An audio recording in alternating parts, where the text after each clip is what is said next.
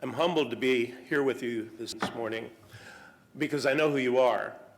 I've looked at the surveys that you filled out before coming, and I've looked at the lists of attendees and what your jobs are and what your responsibilities are, and it's clear that there are many people in this room who could easily serve as the keynote speaker, bringing the wealth of resources that each of you have to begin our session together.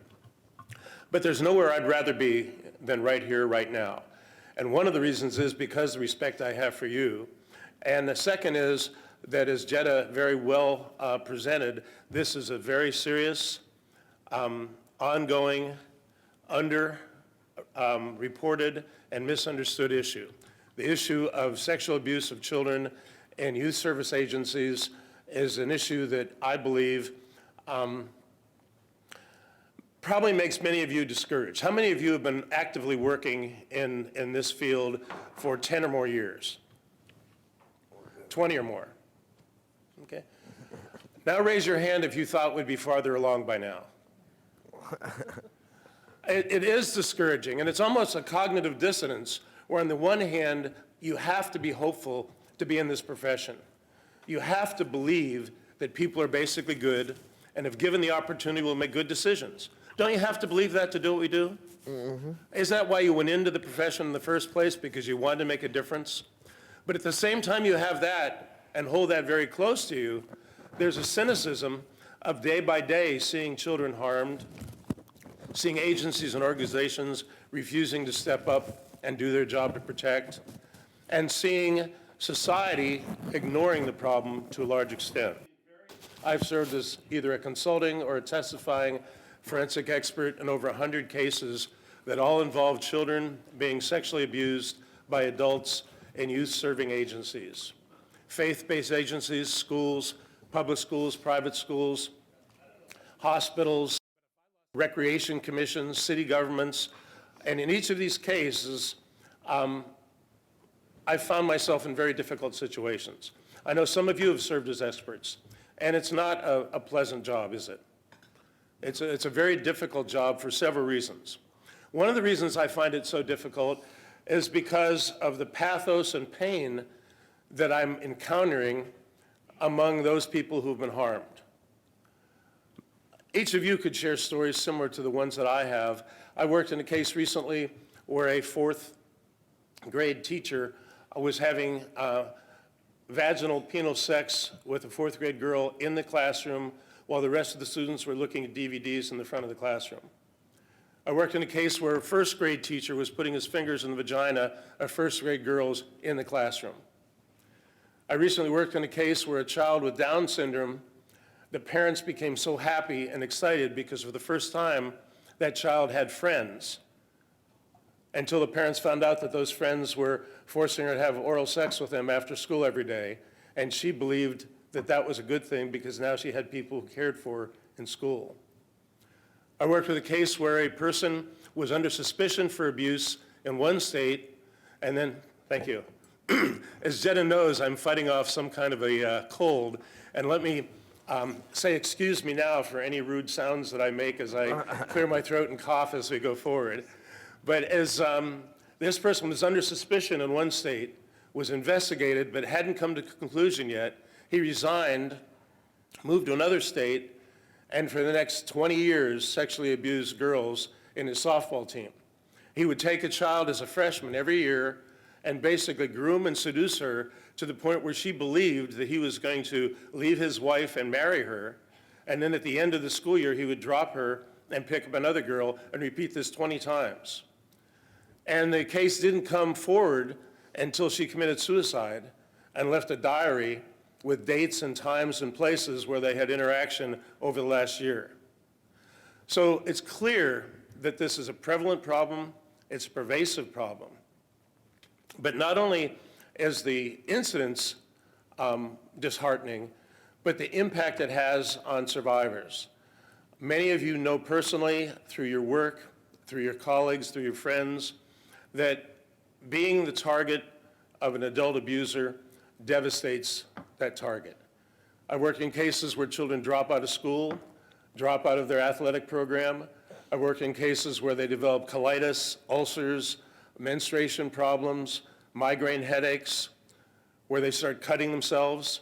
I've worked in cases where they've attempted suicide, and tragically in 2 cases where the target actually committed suicide. So the issue is hard to handle from that side. But another reason it's hard for me to handle is I'm an educator. I was a public school teacher, a principal. I spent most of my career as a professor teaching people going into education to be teachers or principals or superintendents. My wife was a public school teacher, a reading specialist, and then a professor in a college of education. My daughter was a teacher and now is a reading and math coach. Many of my friends are educators. I love the profession. I'm committed to the profession. And that's why it's so difficult for me when I'm on a witness stand.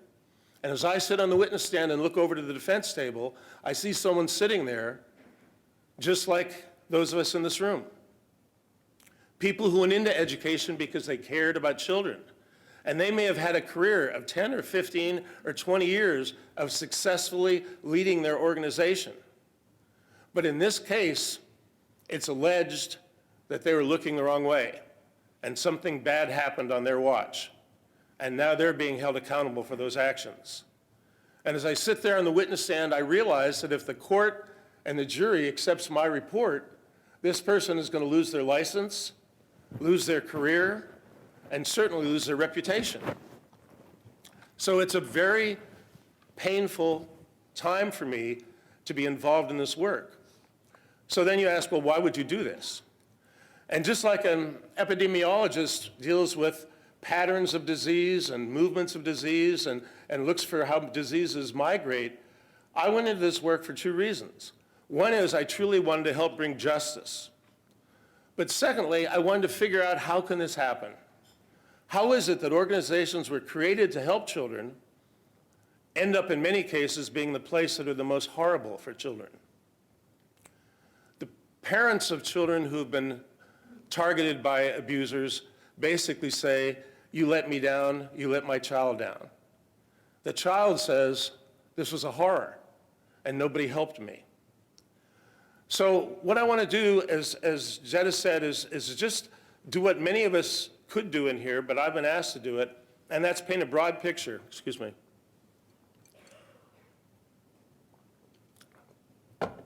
Paint a broad picture of what I've learned as I look in court cases, because what I tried to find out is, are there certain things that happen that end up in litigation?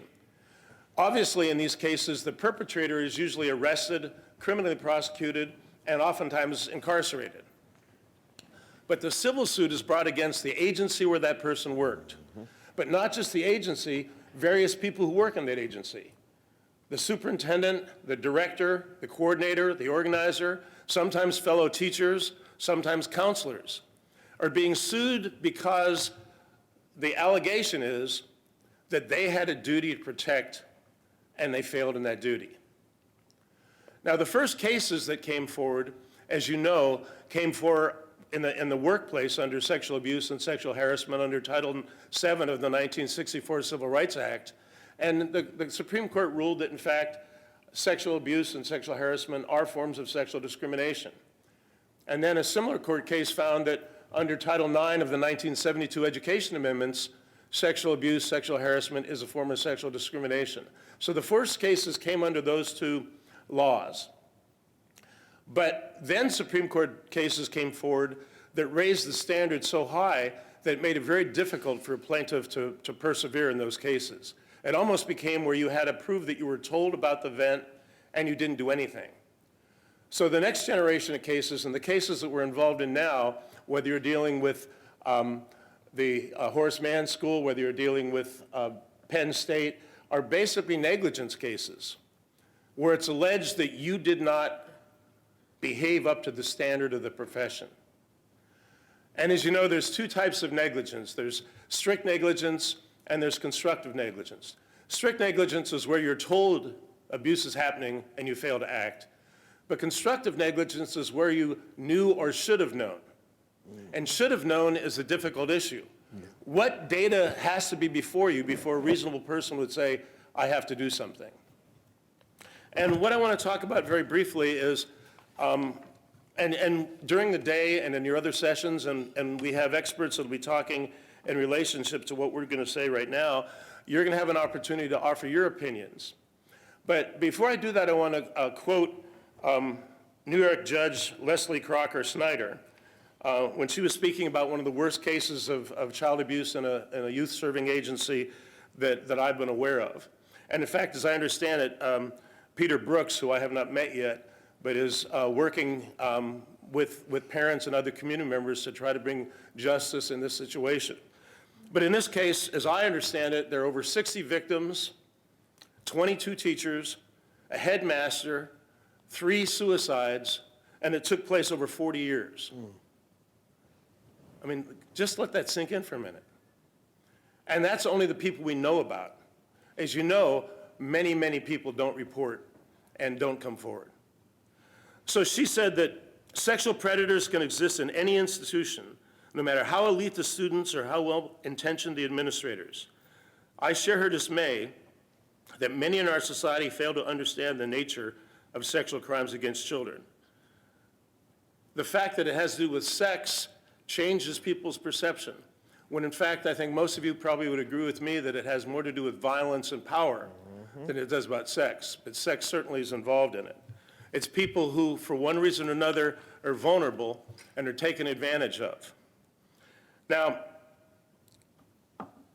I think the most important takeaway that I'd like to hope that you would think about, and then challenge me if you disagree with it. If you don't think this is true, everything I offer you is just my best shot.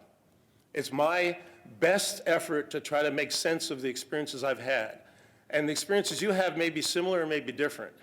But I've come to become convinced that this is not a personnel issue. It's a systemic issue. It's an issue about youth-serving agencies have a systemic problem, not a personnel problem.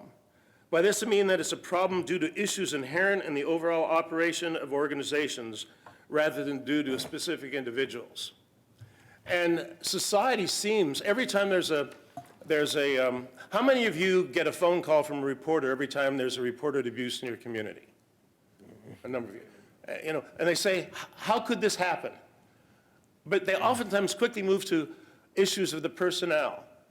How old was the person? What did they teach? Was it a man? Was it a woman? Or were they married? Did they have children? Was it a man to a woman or a woman to a man? And they deal with the issues. And many agencies and organizations deal with it as if it's a personnel problem of one rogue teacher who somehow did something bad. In fact, I've worked in communities, and some of the other people in here have worked in communities where there'll be 20 or 30 reported events all in the same counties. And you wonder, how could a community have one school get all the negative publicity of having a teacher arrested and prosecuted for abusing the children, and then the next year it happens in the next town, and the next year it happens in the next town? Don't these people learn? Don't they see what's happening? How is this possible? Well, I think it's possible because agencies and organizations have not been set up in a way that really allows them to systemically change in order to see protection of children as just as high a priority as whatever activity that organization is involved in. Now, what I want to use as an example is the sort of a description of how reports come to the agency. And one way is a formal report, where the agency has a procedure, a policy, and someone actually comes and says, I'm being sexually abused or sexually harassed. Now that case is clearly a case of strict negligence. You were told, you have to act. But another way they come forward is an informal complaint, where someone mentions to a staff person, or mentions it to another person working in the agency, or a parent or a child. But if it's an agency personnel, as you know, generally there's the concept of respondeat superior, which means in many cases the superior is responsible for the negligent act of the subordinate. That means if you're the boss and one of your subordinates is told about something and they don't act and they don't tell you, your agency is going to be responsible for that negligence on the part of that individual. A third way is observation, and that's where you actually see the offense. And sometimes this happens through getting a copy of a video, having someone show you pictures. There's even been cases where someone walks into a music room and finds someone actually having sex with a child. So when there's actual visible awareness, report in an informal way or report in a formal way, that's pretty straightforward. If you can prove that as a plaintiff, you're in pretty good shape, and the organization is toast. But the other ways it comes forward are less direct.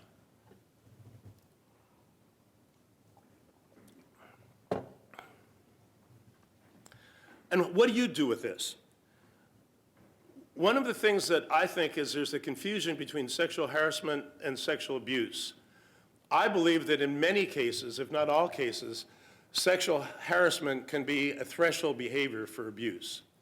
These people don't suddenly just appear and start having sex with a child. But as you well know, there's a grooming process that takes place from weeks to months, in some cases years. I recently dealt with a case where the person groomed this girl for 2 years until she met the age of consent in that state, and then she had sex with her the next day, knowing that in that state he couldn't be prosecuted because she was considered old enough to make a decision to have sex. And as you know, some states are now passing legislation that makes it illegal to have sex with a minor in a school setting, even if she is over the age of consent, if it's a teacher-student relationship. And that's an example of legislation that's trying to address some of these problems. But what are signs of threshold behaviors? What do you think, how many of you think that raise your hand if you think that if you're in an organization and you notice that a teacher is transporting a student or students regularly in his own or her own vehicle, would that raise any suspicion? Raise your hand. Okay. Now raise your hand if there could be a legitimate reason that that they were doing it. So one of the problems is many of these, what I call threshold behaviors, could in fact have a legitimate explanation. How about buying gifts for children? Could that be a sign, you think? Oh, yeah. Could there be a good reason for it? I think less likely. If you're a teacher and you buy a pencil for all your kids, that's fine. But I don't believe a teacher should be buying gifts for children, period. If a child needs something and you want to help, you go to a social agency, you get someone else who's designed to provide these services and provide it through them. Because it develops a relationship outside of the teacher-student relationship. And I believe that generally is not a good thing to do. Having conversations with the child about non-educational reasons. How many of you would like to be respected by the people you work with? Raise your hand. Okay. How many of you think that if you're respected and cared for, one of your colleagues might come to you and ask you for advice? Okay. How many of you have ever given advice to a colleague about, let's say, a marital situation or a parenting situation? Okay? Now, what if that person that comes to you is a child? They respect you, you're the only teacher they care about, and they come to you and say, you know, my boyfriend wants to have sex with me and I'm afraid and I don't know what to do. What shall I do? What should the teacher do in that setting? You can just shout out, what do you think? Refer to the counselor. Okay, refer to the counselor. And she says, all that counselor's interested in is getting kids into college, and she's not interested in talking to me about my real problems. So then what do you say? Okay, go to your parent. If I go to my parent, he'll shoot this boy. Yeah, yeah. And sometimes that's true. Yeah. So the counselor, I'm not going to go to her because she doesn't care about me. I'm not going to go to my parent. What do you do next? Bring me to the board. Pardon? Bring me with you. Okay, let's go have a conversation between you, me, and the boy. Interesting strategy. The problem is, once you develop that trust relationship and you get involved in discussions about sexuality, it shifts it from a teacher to student relationship to you being something other than the teacher. And it develops dependency and transfer that can lead to a bad direction. And in law, many of you well know that intent is irrelevant. It's the impact of your action.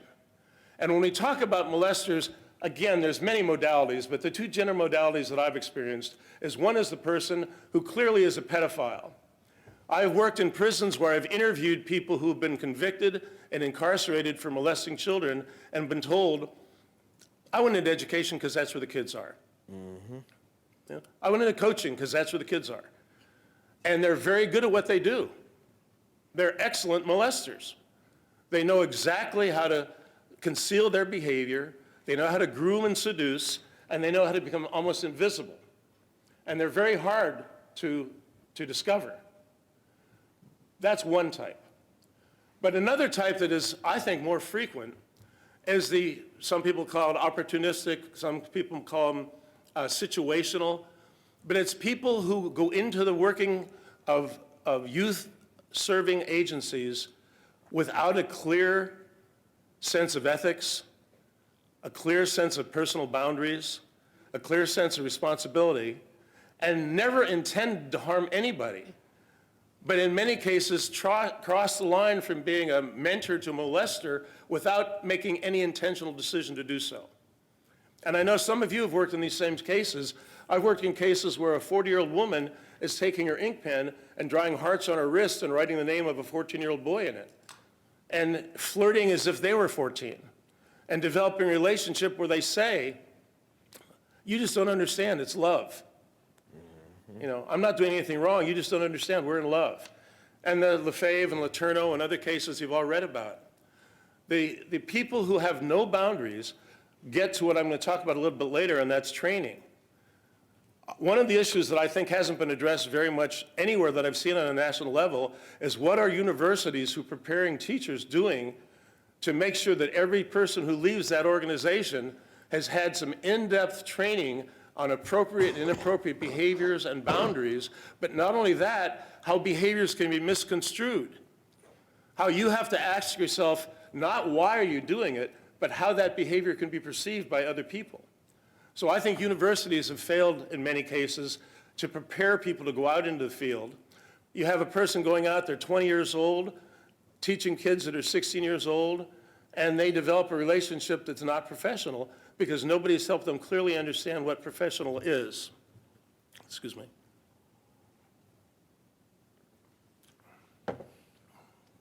So the issues of boundaries are issues that in many cases are intended crossings, but some cases are not intended. But the crossing is there nonetheless.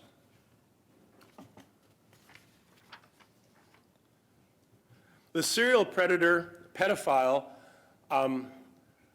is doing great damage to many children. But the person that crosses the boundaries is doing the same damage. Again, it doesn't matter why they're doing it. The fact is that children have the right to be safe, and the schools and service agencies have an obligation to be safe and orderly learning environments for everybody in that organization.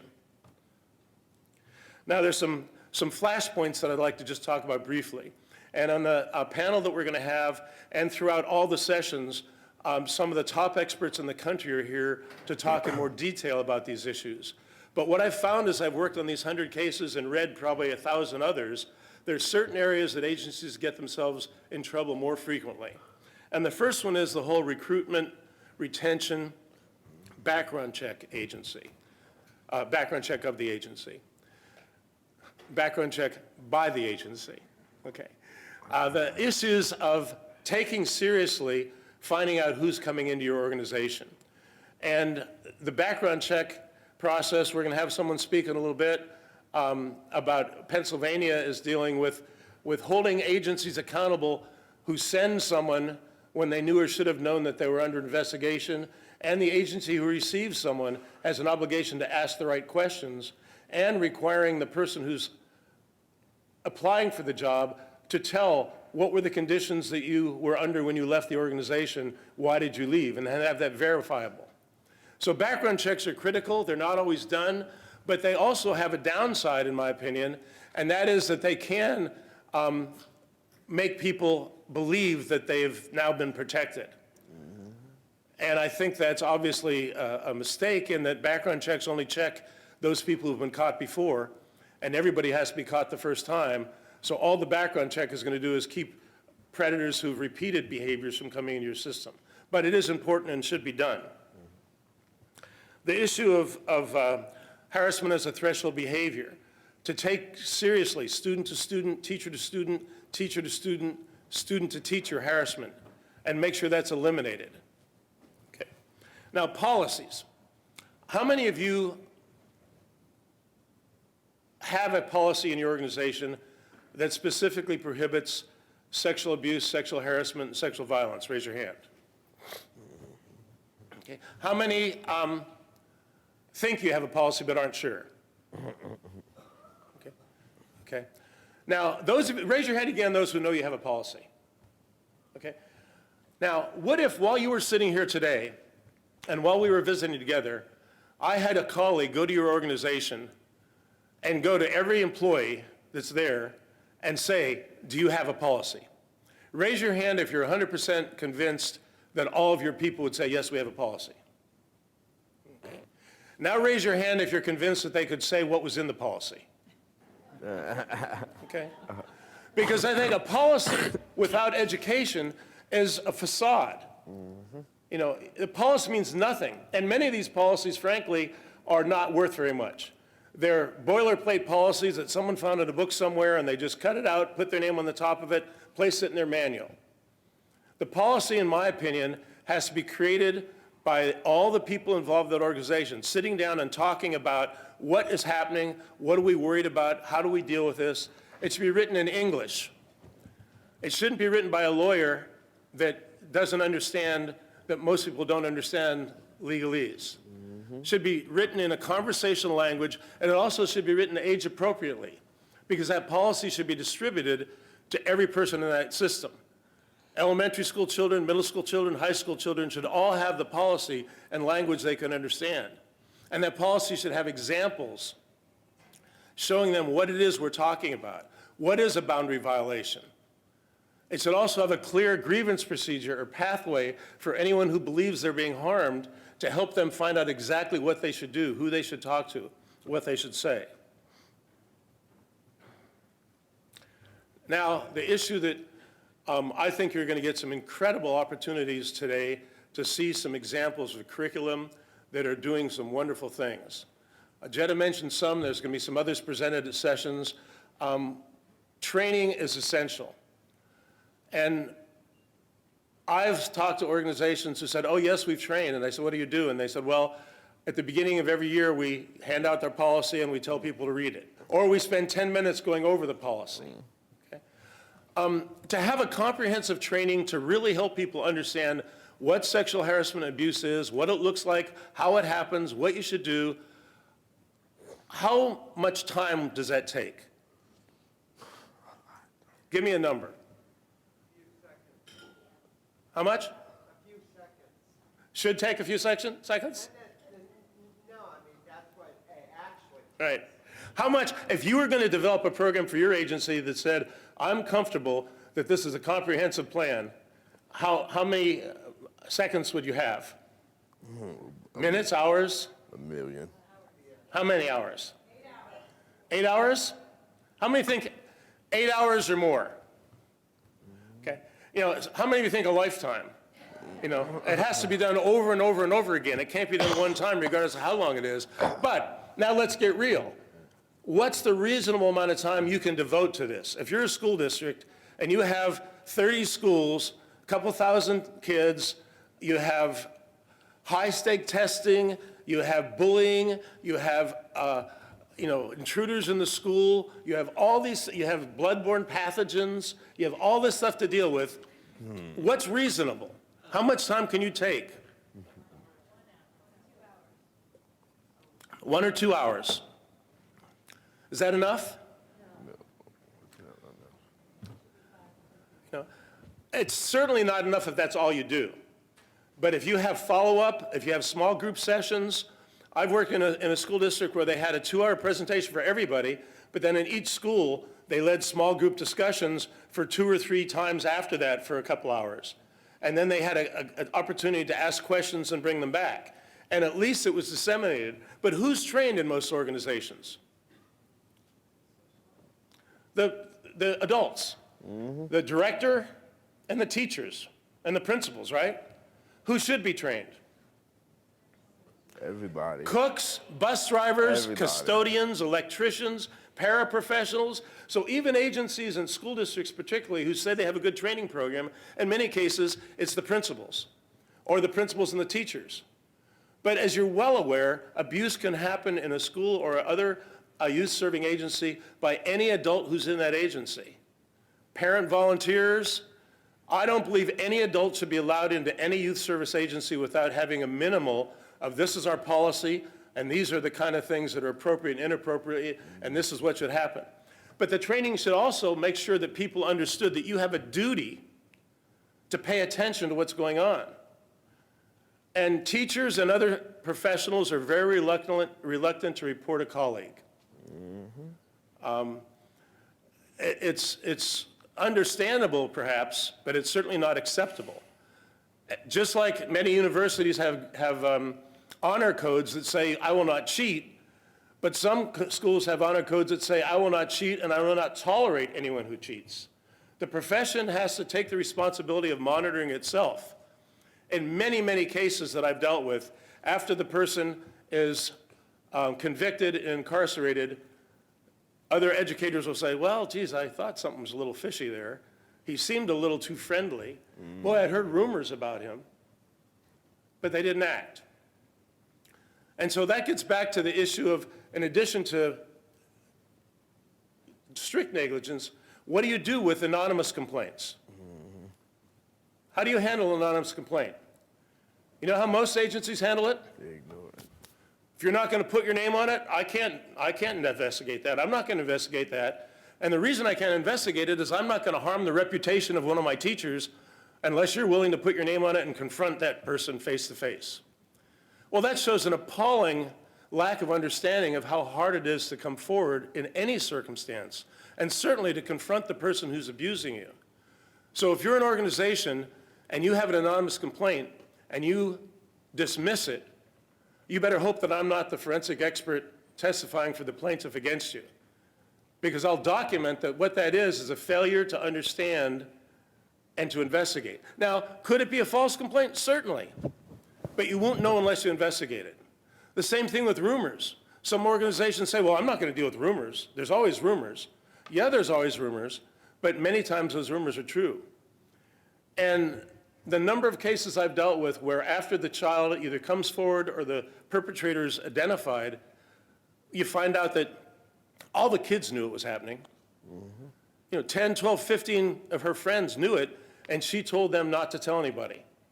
And so they're, at that age, loyalty is much stronger than truth. And the loyalty to their peers to not report is much stronger than their concept of truth. And that's why the training has to go to the children. Children have to understand what it is we're talking about, why it's wrong, why it's inappropriate, why it needs to be stopped early, and why you need to report it. Parents also have to have information.